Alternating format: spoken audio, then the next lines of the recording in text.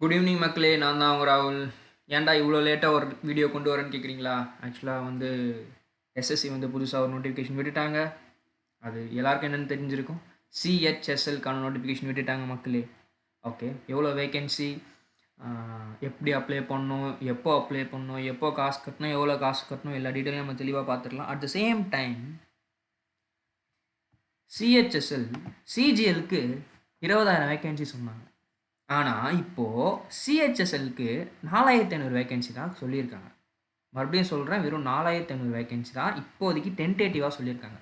என்ன சார் இவ்வளோ கம்மியாக இருக்குது, நான் இதுவும் ஒரு 20,000 வரும்னு எதிர்பார்த்தேனே அப்படின்னு நீங்கள் யோசிச்சிங்கன்னா, S possible.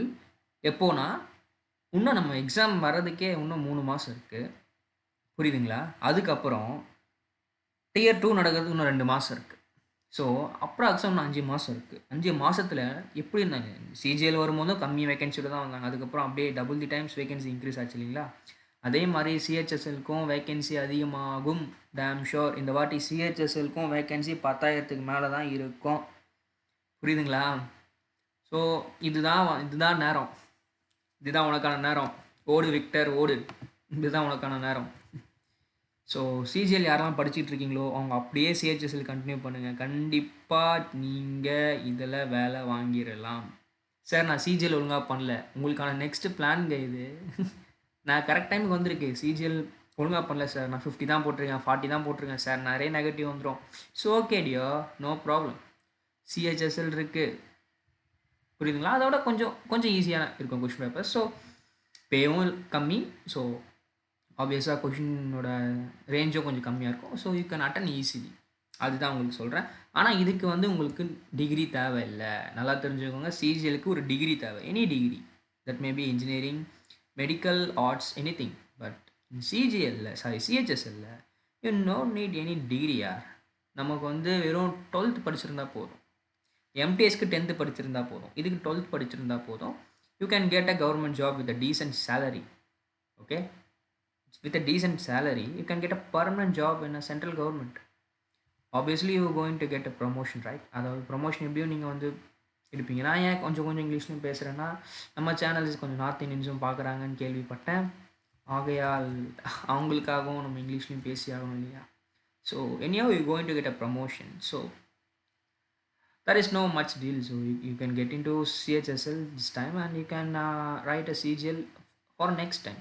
If you didn't attend a CGL this time, you can get a next year chance, right? So you don't want to waste 1 year sitting idle in your home. You can try it for a CHSL.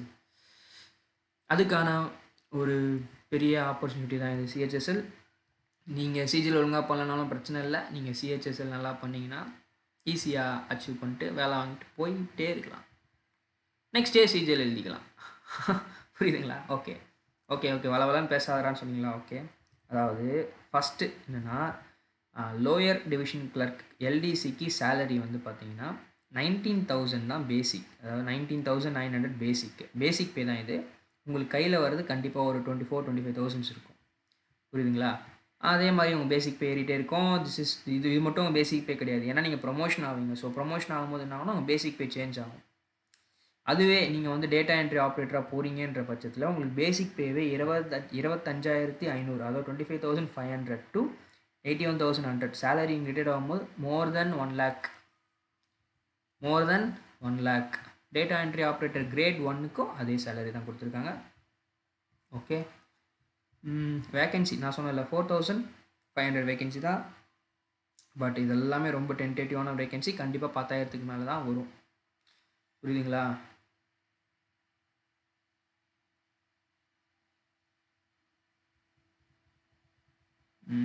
State wise vacancy இதுக்கு கொடுக்க மாட்டாங்கன்னு சொல்லியிருக்காங்க. Okay, வேறு என்ன சொல்லியிருக்காங்க? எல்லாருக்கும் என்னென்னு தெரியும். ஓபிசி, இடபிள்யூஎஸ் எல்லாம் எல்லாருக்கும் தெரியும்னு நினைக்கிறேன்.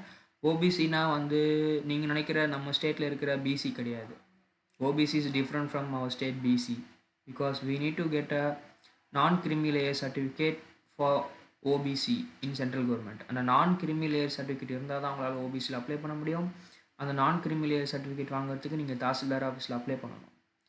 உங்கள் நீங்கள் வந்து சேலரி அதர் தேன் சேலரி உங்கள் பேரண்ட்ஸ் வந்து கன்சிக்யூட்டிவ் 3 yearsல 8 lakhs மேலே வச்சுருக்கக்கூடாது.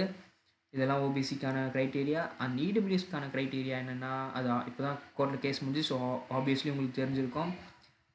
எஸ்சி எஸ்டி ஓபிசியில் வராதவங்க இடபிள்யூஎஸ்க்கு அப்ளை பண்ணிக்கலாம். Ex serviceman quota and physically challenge கோட்டாலாம் இருக்குது. ஓகே, இப்போது வேறு என்ன டீட்டெயில்ஸ் கொடுத்துருக்காங்கன்னா, மேலே கொடுத்தது அதே தான் கொடுத்துருக்குறாங்க. வேறு என்ன கொடுத்துருக்காங்க. ஓகே, இப்போ நம்ம முக்கியமாக இதெல்லாம் பார்க்கறதுக்கு முன்னாடி, போர்ஷன்ஸ்லாம் பார்க்கறதுக்கு முன்னாடி உங்களுக்கு டேட் சொல்லிடுறேன் பாருங்கள். டேட் அதாவது இன்றைக்கி வந்து ரிலீஸ் பண்ணியிருக்காங்களா. ஸோ நீங்கள் ஜனவரி 4 வரைக்கும் நீங்கள் வந்து இதை அப்ளை பண்ணிக்கலாம். நீங்கள் காசு கட்டுறதுக்கும் ஜனவரி 4 தான். செலான்னா 6 வரைக்கும் டைம் இருக்குது. ஸோ விண்டோ பீரியட் நீங்கள் கரெக்ஷன் பண்ணுறதுக்கு அதெல்லாம் பார்த்தீங்கன்னா 9 வரைக்கும் டைம் கொடுக்குறாங்க. அதெல்லாம் தேவையில்ல, இன்றைக்கில நாளைக்கு அப்ளை பண்ணுறீங்க அவ்வளோதான், அதுதான் சேஃபு. எக்ஸாம் வந்து மார்ச்சில் இருக்குன்னு சொல்கிறாங்க. Okay fine. இப்போது சார் நான் என்ன படிக்கணும், நான் புதுசு சார், என்ன படிக்கணும்னு எனக்கு தெரியாது, கேன் யூ கைட் மீ அப்படின்னு கேட்டிங்கன்னா, ரொம்ப ஈஸியான சிம்பிளான ஆன்சர் என்னென்னா, நீங்கள் சிஜிஎலுக்கு என்ன படிக்கிறீங்களோ அதே தான் மக்கள் இதுக்கும் படிப்பீங்க. சிஜிஎலுக்கு என்ன படிக்கிறீங்களோ அதே தான் இதுக்கும் படிப்பீங்க. ஸோ மோட் ஆஃப் எக்ஸாம் எப்படி இருக்கணும், ஆன்லைன் தான் எல்லாருக்கும் தெரியும். CGL mode of exam online. Okay, முக்கியமாக நமக்கு தெரிஞ்சிக்க வேண்டியது என்னென்ன கொஷின்ஸ் கேட்பாங்க.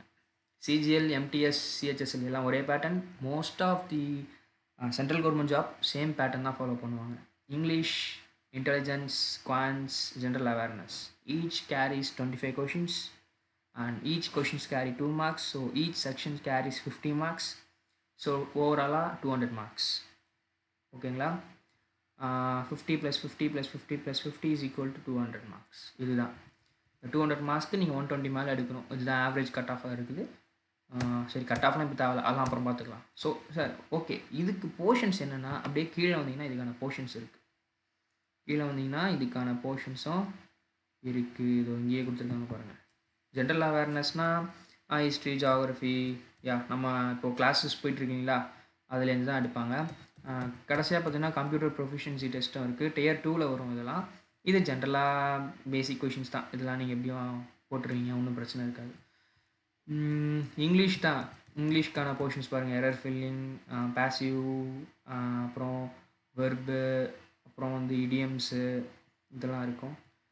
அப்புறம் ரீசனிங் வந்து சிம்பிள் ஆப்ரேஷன்ஸு, அப்புறம் வந்து கவுண்டிங் ஃபிகர்ஸு, அப்புறம் சிலாகிசம், அப்புறம் இந்த மாதிரி நம்பர் சீரீஸு, லைக் நம்பர் சீரீஸில் இருக்கிற பசில்ஸ் இதெல்லாம் தான் இருக்கும். இதில் பார்த்தீங்கன்னா ட்ரிக்னாமெண்ட்ரி, முக்கியமானது வந்து ட்ரிக்னாமெண்ட்ரி 3 கேள்வி கண்டிப்பாக வந்துடும். அப்புறம் மென்சுரேஷனு, அப்புறம் ஜாமெண்ட்ரி, அல்ஜிப்ராலாம் வந்து லைக் எல்லாரும் தெரிஞ்சிருக்கும். பட் எஸ்எஸ்சி இப்போ மோஸ்ட்டாக அல்ஜிப்ராலேருந்து கொஷின்ஸ் அவ்வளோவா வரதில்லைன்ற மாதிரி தான் இருக்குது. பட் எந்த டாப்பிக்கும் நீங்கள் விட முடியாது மக்கள், எல்லாத்தையும் படித்து தான் ஆகணும். லைக் இப்பயே சொல்லிட்டாங்க, this is not a fixed syllabus. இது Tier 2க்கான சொல்லிட்டுருக்கேன். Is not a fixed syllabus, புரியுதுங்களா. நீங்கள் ஃபிக்ஸ்டு சிலபஸாக எடுத்துக்க முடியாது. ஓகே, இதுலேருந்து வரும் அப்படின்னு நம்ம வந்து ஒரு ஐடியா தான் இது. இதுலேருந்து வரல நீங்கள் கேஸும் போட முடியாது, அதுக்காக சொல்கிறேன். ஆனால் இதில் இருக்கிறத கவர் பண்ணுறதுக்கே உங்களுக்கு டைம் கரெக்டாக இருக்கும். This is more then enough to crack this exam. Okay, this is more then enough to crack this exam. Sir okay, நான் அடுத்ததாக என்ன பண்ணணும்னு கேட்டிங்கன்னா, எக்ஸாம் அப்ளை பண்ணுங்கள், ஒரு பிளான் போட்டுக்கோங்க. அட் த சேம் டைம் நம்ம வந்து ரெகுலராக கோர்சஸ் போகிறோம், புரியுதுங்களா. சிஜிஎல்க்கு கோர்சஸ் போயிட்டுருக்கு. ஜிஎஸ் எக்ஸாம் முடிட்டோம், லைக் நெக்ஸ்ட் வீக்கோட எக்ஸாம் முடிஞ்சிடும். கம்மிங் வீக்கோட எக்ஸாம் முடிஞ்சிடும். அதுக்கப்புறமா நம்ம வந்து ரெகுலர் கிளாஸஸ் ஃபர்ஸ்ட் இந்த ஜென்ரலுக்கு எடுத்துகிட்டு போகலாம், ஜென்ரல் ஸ்டடீஸ்க்கு, புரியுதுங்களா. லைக் ஹிஸ்ட்ரினா ஹிஸ்ட்ரி ஸ்டார்டிங்லேருந்து, பாலிட்டினா பாலிட்டி ஸ்டார்டிங்லேருந்து, இந்த மாதிரி வந்து ஃபாஸ்ட் ரிவிஷனாக இல்லாமல் பேசிக் கிளாஸஸாக நம்ம கொண்டு போகலாம். அட் த சேம் டைம் இப்போவே மார்க் பர்ச்சேஸ் பண்ணிக்கோங்க, மார்க் வாங்கிக்கோங்க. வீடியோ கோர்சஸ் தான் வாங்கிக்கோங்க. நம்ம சிடபிள்யூஜியில் அவைலபிளாக இருக்குது, எல்லாம் வாங்கிக்கோங்க, வாங்கி பர்ச்சேஸ் பண்ணிக்கோங்க. ஓகேவா, சிறப்பா. ஓகே, ஒரு நல்ல செய்தி வந்திருக்கு. ஒரு மூச்சை விட்டுக்கிட்டு ரிலாக்ஸ் ஆகிட்டு போய் படுத்து தூங்குங்க. ஆக்சுவலாக நீங்கள் தூங்கிக்கிட்டு இருக்கும்போது தான் நோட்டிஃபிகேஷனே வந்திருக்குன்னு நினைக்கிறேன். ஓகே, நான் பேசுகிறத கேட்குறதுக்கு வந்திருக்கீங்க. நன்றி நன்றி நன்றி நன்றி நன்றி. ஒன்றும் பிரச்சனை இல்லை, மாதம் தரமாக செஞ்சிடலாம். வாங்குகிறோம், முடிக்கிறோம், முடிஞ்சு போச்சு. நெக்ஸ்ட் இயர் மே, ஜூன், ஜூலைலாம் நம்ம வந்து சென்ட்ரல் கவர்மெண்ட் எம்ப்ளாயி. எதாவது கேட்டாங்கன்னா சென்ட்ரல் கவர்மெண்ட் எம்ப்ளாயி எல்லோரும் யோசிப்பாங்க. இப்போ நான் என்ன ஒரு குவாராவில் வந்து ஒரு ரீசெண்டாக ஒரு கொஷின்ஸ் பார்த்தேன், ஒரு ஆர்டிகல்ஸ் படித்தேன். என்னென்னா ஒரு central government employee maybe cleared சிஹெச்எஸ்ன்னு நினைக்கிறேன், கிரேட் பி சொன்னாங்க. ஸோ சிஹெச்எஸ்எல் கிளியர் பண்ணிவிட்டு ஆஃப்டர் ஒரு 5 to 6 இயர்ஸ்க்கு அப்புறமா ஐடி ஃபீல்டில் இருக்கிற அவங்க ஃப்ரெண்ட்ஸை பார்க்கும்போது கொஞ்சம் பொறாமையாக இருந்துச்சு சொன்னாங்க, ஜெல்லஸாக இருந்துச்சுன்னு சொன்னாங்க. ஏன் அப்படின்னு கேட்டால் அவங்க சேலரிலாம் ஹையராக இருந்துச்சு. அதுவும் இல்லாமல் இந்த கோவிட் டைம்ஸில் வந்து ஒர்க் ஃப்ரம் ஹோமில் இருந்தாங்க அப்படின்ற மாதிரி அவரே பார்த்ததா ஃபீல் பண்ணதா சொன்னார். ஏன்னா இந்த எக்ஸாம் கிளியர் பண்ணுறவங்க கண்டிப்பாக நல்லா படிக்கிறவங்களா இருப்பாங்க. ஐடியில் படிக்காதவங்க தான் போவாங்கன்னு சொல்ல, பட் மோஸ்ட்டாக நார்மல் பிலோ ஆவரேஜ் நம்ம ஐடி ஈஸியாக வேலை வாங்கிட்டு போயிடுறாங்க. பட் இந்த மாதிரி ஒரு எக்ஸாம், காம்படிட்டிவ் எக்ஸாம் கிளியர் பண்ணுறது it's not a easy job, right? ரொம்ப கஷ்டமான ஒரு விஷயம், ரொம்ப கஷ்டமான ஒரு விஷயம். இப்போ நீங்கள் வந்து காம்படிட்டிவ்னா ஜாவா ப்ரோக்ராம் எழுதிடலாம், நெட்டோட ஐடியா வச்சு எழுதலாம், நெட்லேருந்து நீங்கள் ரிசோர்ஸஸ் யூஸ் பண்ணி எழுதுவீங்க ஜாவா ப்ரோக்ராம்ஸ், பைத்தான் ப்ரோக்ராம்ஸ். நீங்கள் maybe front end, back end, middle வேறு எங்கே வேணா இருக்கலாம். பட் நீங்கள் எங்கே தான் இருந்தாலும் அட் த சேம் டைம் அதை விட இது கொஞ்சம் கஷ்டம் தான். ஆனால் சேலரி கம்மியாக இருக்கே அப்படின்னு கேட்டிங்கன்னா, சேலரி கம்மி தான், ஒத்துக்கிறேன். ஆனால் இதுக்கான பவர், அதுக்கப்புறம் இதுக்கான job security, at the same time நீங்கள் பேங்க்லேயே போயிட்டு லோன் கேட்டு பாருங்கள். Central government employee, bank employee and then state government employees, ஓவராலாக கவர்மெண்ட் எம்ப்ளாயிஸ்க்கு தான் ப்ரிஃபரன்ஸ் அதிகம், அதர் தேன் த ஐடி. இப்போ ஏன்னா நீங்கள் கோவிட் டைமில் நிறைய பேருக்கு ரெசெஷன் தூக்கிட்டாங்க. இப்போ அமேசான்லேருந்து தூக்குறாங்க, ட்விட்டர்லேருந்து தூக்குறாங்க. இப்போ நெக்ஸ்ட் இயர் ரெசெஷன் வருது, மேலே இருக்கணும்லாம் தூக்கிடுவாங்க. அப்போ என்ன வாட் இஸ் ஜாப் செக்யூரிட்டி? நீங்கள் என்ன தான் உழைச்சாலும், என்ன தான் உழைச்சி கொட்டினாலும் அந்த ப்ரைவேட் கம்பெனிஸ்க்கு அவங்க மேலே இருக்க பாஸ்க்கு ப்ராஃபிட் பத்தாது. நான் வந்து கம்யூனிசம் பேசலை, இருக்கிற ஃபேக்டை பேசுகிறேன். அவங்களுக்கு ஒரு எமர்ஜென்சினா டப்புன்னு உங்களை வேலையிலேருந்து தூக்கிடுவாங்க. சரி, ஓகே, இல்லைனா நீ 2 மாதம் சம்பளம் இல்லாமல் சொன்னாங்க இல்லையா கோவிட் டைம்ஸில். ஆனால் எந்த central government employee, state government employee யாச்சும் சம்பளம் இல்லாமல் இருந்தாங்களான்னா கிடையாது. ஆஃபீஸ்க்கு எட்டி கூட பார்க்கணும்னாலும் சம்பளம் அக்கௌண்ட்டில் வந்துச்சு. பட் என்னதான் இருந்தாலும் ப்ரைவேட் ஸ்டாஃப்ஸ் வந்து ஒர்க் பண்ணுற ரெடியாக இருந்தாலும் அவங்க ஆஃபீஸ்லேயும் கூப்பிடல, அட் த சேம் டைம் சேலரியும் போல், பாதி பேர் வேலையிலேருந்து தூக்கிட்டாங்க. This is the major difference between the private jobs and the government job. புரியுதுங்களா? ஸோ இப்போவே டிசைட் பண்ணிக்கோங்க. Who are all the freshers, இப்போவே டிசைட் பண்ணிக்கோங்க. anyhow you going to get a low salary when compared to your friends who are all going to work in IT if you are a college final year or a fresher. ஏன்னா 3 இயர்ஸில் அவங்க வந்து 60,000-70,000 reach பண்ணுவாங்க. நீங்கள் 3 இயர்ஸில் exam clear பண்ணி இருந்தாலே நீங்கள் வந்து வில் கெட் அரௌண்ட் 26,000-27,000. இது 2 times அவங்க சேலரி வாங்குவாங்க. But it's not it's critic job. அதான் நான் சொல்லுவேன். மண்டையை பிச்சுக்கிற ஒரு வேலை.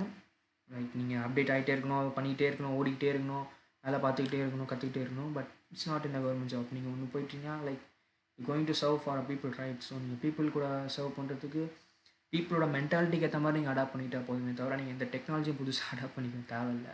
அதுக்காக சொல்கிறேன். மேபி டிஜிட்டல் இந்தியானால சின்ன விஷயங்கள் நீங்கள் அடாப்ட் பண்ணிக்கிற மாதிரி இருக்கும். இப்போ எல்லாருக்கும் சிஸ்டம் யூஸ் பண்ண தெரியும், ஃபோன் யூஸ் பண்ண தெரியும். So that's not a big deal for us, right? So இப்போவே நீங்கள் உங்களுக்கான பாத்தை கரெக்டாக டிசைன் பண்ணி ஓப்பன் பண்ணி வச்சுக்கோங்க, எதில் போக போகிறோன்னு சொல்லிவிட்டு. என்ன கேட்டிங்கன்னா இட்ஸ் டோட்டலி உங்கள் கையில் தான் இருக்குது. நீங்கள் தான் எடுக்கணும் டிசிஷன். இதில் வந்து ஐடியா கொடுக்கறதுக்கு எதுவுமே இல்லை. ஓகே மக்களே, இதுக்கான நோட்டிஃபிகேஷன் வந்திருக்கு. யாரெல்லாம் வந்து ஸ்டேட் கவர்மெண்ட்டில் குரூப் 4 எழுதுறீங்களோ அவங்களாம் இந்த எக்ஸாமும் எழுதலாம். நான் 10th வரைக்கும் முடிச்சிருக்கலாம், எம்டிஎஸ் தான் எழுத முடியும். நான் 12th முடிச்சிருக்கலாம். இந்த எக்ஸாம் ட்ரை பண்ணி பாருங்கள். கண்டிப்பாக முடியும். வேலை வாங்குகிறோம். நன்றி மக்களே. ஆனால் இதுக்கு முன்னாடி முக்கியமாக சொல்ல வேண்டிய, மூடுறதுக்கு முன்னாடி சொல்லிடுறேன். என்னென்னா, கண்டிப்பாக மார்க் ரொம்ப முக்கியம். மார்க் ரொம்ப முக்கியம். அதே மாதிரி வீடியோ கோர்சஸில் இருக்க பேசிக் ரொம்ப முக்கியம். நான் உங்களுக்கு ஜென்ரல் ஸ்டடீஸில் இருக்கிற பேசிக்ஸ் கொண்டு வந்து கொடுத்துறேன். ஆனால் அதுக்கான நீங்கள் கரெக்டான சப்போர்ட் எங்களுக்கு திருப்பி கொடுங்க. அப்போ தான் உங்களுக்கான சூப்பரான கிளாஸஸ் கொண்டு வர முடியும். ஒரு நாள் வந்து எல்லோரும் பார்க்குறீங்க, இன்னொரு நாள் பார்க்கலன்னா அது வந்து எங்களுக்கு வந்து லைக் அடுத்து என்ன பண்ணலாம், கிளாஸ் போகலாமா வேணாமான்ற ஐடியா வரும். ஸோ உங்களுக்கு உங்கள் சைட்லேருந்து கொடுக்க வேண்டிய சப்போர்ட் ஒழுங்காக கொடுங்க. கமெண்ட்ஸ் என்கரேஜபிளாக போடுங்க, லைக்ஸ் போடுங்க, ஷேர் போடுங்க. ஓகே மக்களே, போய் நல்லா ஹாப்பியாக தூங்குங்க. ஒரு நல்ல செய்தி சொல்லியிருக்கிறேன்.